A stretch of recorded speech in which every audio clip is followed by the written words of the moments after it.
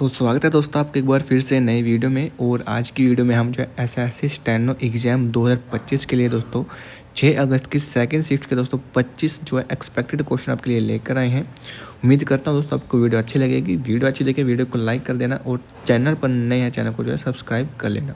तो चलिए आज की वीडियो को हम स्टार्ट करते हैं।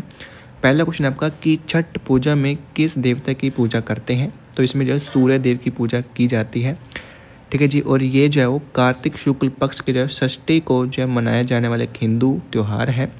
इसमें सूर्य उपासना जो है इसमें की जाती है। और ये जो मुख्य रूप से जो बिहार, झारखंड, पश्चिम बंगाल, उत्तर प्रदेश और नेपाल के तराई क्षेत्र में मनाया जाता है। उसके बाद है कि भगत सिंह को फांसी कब दी गई थी। तो भगत सिंह को जो फांसी है वो 23 मार्च 1931 को दी गई थी। भगत सिंह, सुखदेव और राजगुरु को जो है 7 अक्टूबर 1930 को मौत की सज़ा सुनाई गई थी, लेकिन जबकि उनको 23 मार्च 1931 को इन्हें जो है फांसी दे दी गई थी। 23 मार्च 1931 को भगत सिंह ने अपने सभी साथी सुखदेव थापड़ और शिवराम राजकुमार के साथ 21 वर्षीय ब्रिटिश पुलिस अधिकारी जॉन सैंडर्स की हत्या कर दी थी, जिस कारण उनको जो फांसी पर लटका दिया गया था। उनका जो प्रसिद्ध नारा है वो है इनकलाब जिंदाबाद, जो कि भगत सिंह के द्वारा दिया गया था। भगत सिंह को जो है लाहौर षड्यंत्र केस के लिए जो मौत की सज़ा सुनाई गई थी। उसके बाद 8 अप्रैल 1929 को भगत सिंह ने स्वतंत्रता सेनानी बटू केशवर दत्त के साथ एक प्रतिकूल विधेयक के विरोध में जो वो नई दिल्ली में केंद्रीय विधानसभा के अंदर जो वो 2 बम फेंके थे। उसके बाद है पाडवानी नृत्य से संबंधित गायिका कौन है। तीजन बाई, रितु वर्मा, खुम्बलाल यादव, रामाधार सिन्हा, फूल सिंह साहू, लक्ष्मी साहू, प्रभा यादव, सोमे शास्त्री, पुनिया बाई, जेना बाई, ये सभी जो आपके पडवानी नृत्य से संबंधित गायिकाएं हैं। पडवानी नृत्य जो कि लोक गायन की एक शैली है जिसमें महाभारत की कहानियों का वर्णन है। यह आंध्र प्रदेश, मध्य प्रदेश और उड़ीसा में लोकप्रिय है। लोकमंच का यह रूप जो मुख्य रूप से छत्तीसगढ़ में जो वो प्रदर्शित किया जाता है। उसके बाद है कि ICC men's cricket world cup 2023 जो कहाँ पर हुआ था। तो ये जो आपको भारत में हुआ था, ठीक है जी। भारत जो है वर्ल्ड कप 2023 की जो है उसने मेजबानी की थी। उसके बाद है कि ICC women's cricket world cup 2022 जो है कहाँ पर आयोजित हुआ था। तो ये जो है न्यूजीलैंड में हुआ था, ठीक है जी। यह 3 अप्रैल 2022 को जो ऑस्ट्रेलिया को जो है वो 2022 आईसीसी महिला क्रिकेट विश्व कप का जो विजेता घोषित किया गया है। यह खिताब उनका 7वां खिताब है। ऑस्ट्रेलिया ने न्यूजीलैंड के जो है वो क्राइस्टचर्च में हिंगले ओवल में जो है वो फाइनल में इंग्लैंड को जो 71 रन से हराया था। आईसीसी महिला T20 विश्व कप 2023 दक्षिण अफ्रीका में 10 से 26 फरवरी 2023 तक जो आयोजित जो किया गया था। उसके बाद है कि 1918 में महात्मा गांधी ने गुजरात के खेड़ा जिले में सत्याग्रह का आयोजन किया, जो किसके समर्थन में था। तो यह जो किसानों के समर्थन में था, ठीक है जी। किसान जो फसल की विफलता और एक फ्लैग की बीमारी से प्रभावित थे। यह भारतीय स्वतंत्रता आंदोलन में एक बड़ा विद्रोह था। चंपारण सत्याग्रह और अहमदाबाद मिल हड़ताल के बाद यह जो तीसरा सत्याग्रह आंदोलन था, ठीक है जी। गांधी ने जो खेड़ा जिले के किसानों को समर्थन देने के लिए इस आंदोलन का जो आयोजन किया था। उसके बाद है कि life time achievement Grammy award पाने वाले पहले संगीतकार कौन थे। तो वो थे आपके पंडित रविशंकर, ठीक है जी। Grammy lifetime achievement awards पाने वाले ये पहले भारतीय थे, ठीक है जी। रविशंकर को 1999 में भारत रत्न से सम्मानित किया गया। रविशंकर एक भारतीय संगीत सितार वादक और संगीतकार थे। उसके बाद है उस्ताद जाकिर हुसैन जो कि तबला वादक हैं, ठीक है जी। और उन्हें जो है वो 1988 में पद्म श्री और 2002 में पद्म भूषण से सम्मानित किया गया है।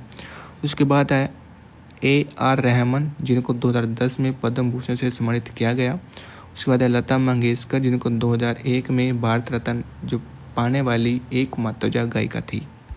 उसके बाद है कि गुलाबो स्पेरा किस नृत्य शैली से संबंधित है। तो ये आपका कालबेलिया से संबंधित है। कालबेलिया नृत्य जो कि भारत के राजस्थान राज्य का एक लोक नृत्य है। इसे स्पेरा नृत्य या फिर स्नेक चार्मर डांस भी कहते हैं।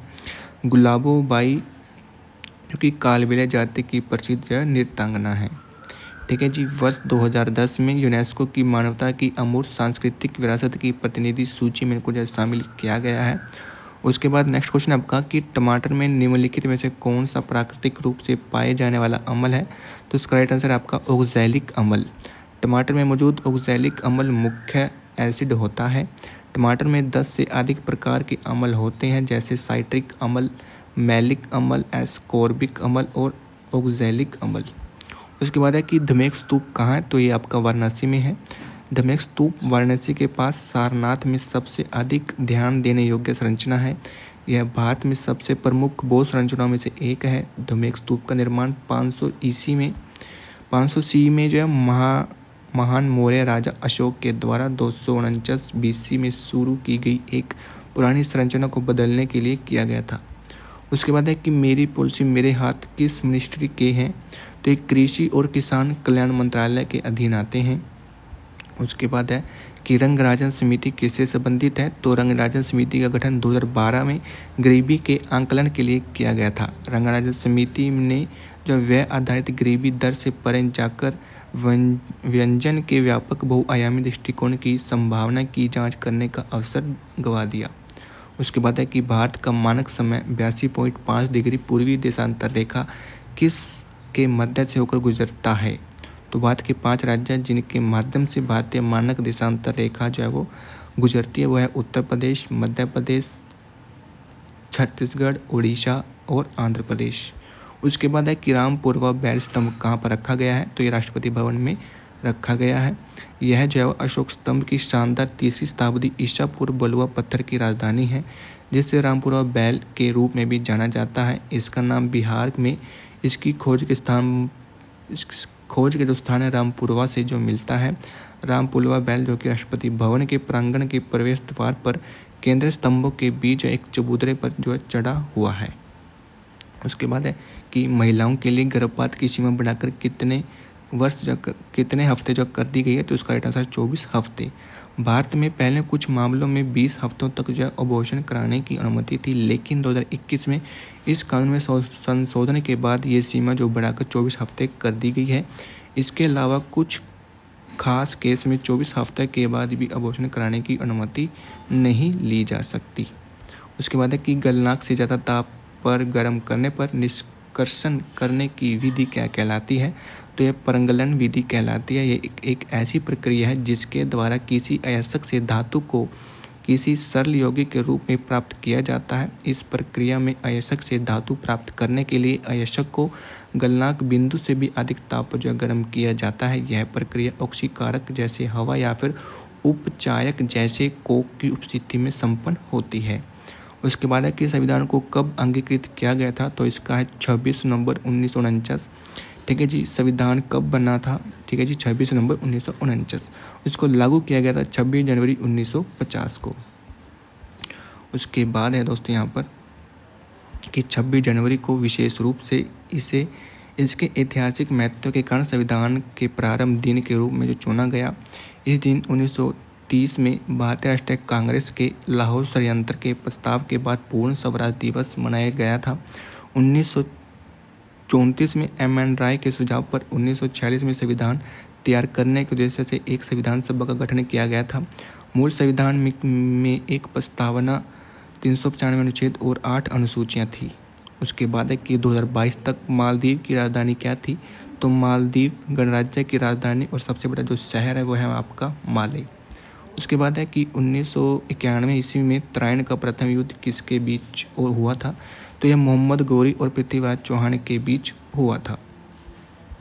उसके बाद है कि आधुनिक आवर्त सारणी का जनक किसे माना जाता है? तो दिमित्री मेंडलीफ को जो है वो आधुनिक आवर्त सारणी का जनक माना जाता है। उसके बाद है कि 1932 में जेम्स चैडविक ने जो न्यूट्रॉन की खोज की थी। उसके बाद है कि मरियाना ग्रंथ कहाँ पर है? तो ये आपका जो है पश्चिमी प्रशांत महासागर में मरियाना द्वीप समूह है। ठीक है जी। मरियाना ग्रंथ जो कि विश्व का प्रमुख और बहुत गहरा महासागरीय ग्रंथ है, यह पश्चिमी प्रशांत सागर में मरियाना द्वीप समूह से 200 किलोमीटर पूर्व में स्थित है।